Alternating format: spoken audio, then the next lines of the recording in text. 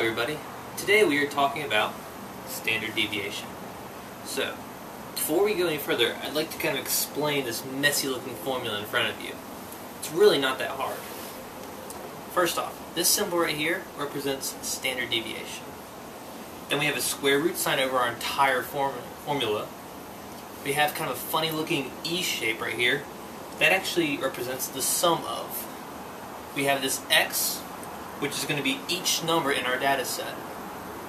Kind of a funny shaped U. That's going to equal our mean of our data set. Then we have an N, which represents how many numbers we have in our data set. So we're going to come back to this after an example. I want to show you how easy this really is.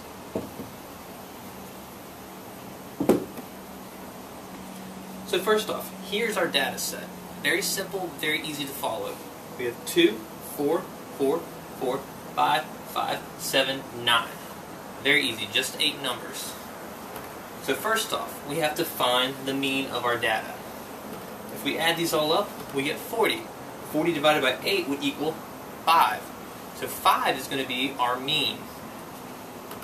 Next, we have to find out how much each number deviates in your set from the mean.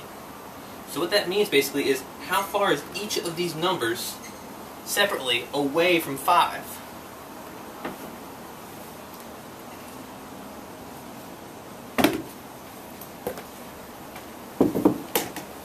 So, if you look here, I've actually gone 5 minus 2 equals 3. 5 minus 4 equals 1. 5 minus 4 equals 1. And so on, including 5 minus 7 would give us a negative 2, and 5 minus 9 will give us a negative 4. But wait, you're probably asking, what about negatives? Watch this.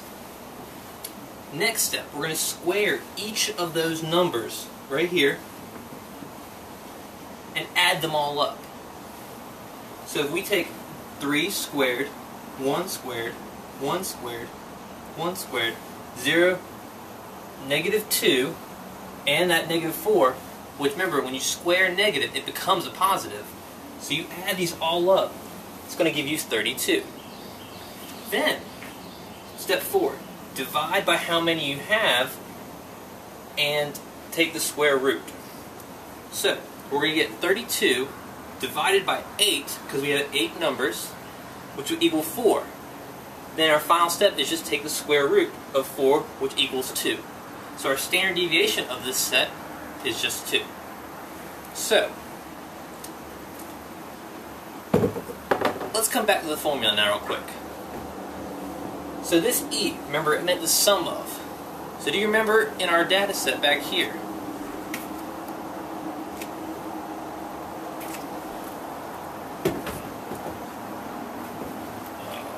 Sorry, not that board actually. Right here. When we added up all of those, this E actually is represented by adding all these up, the sum of.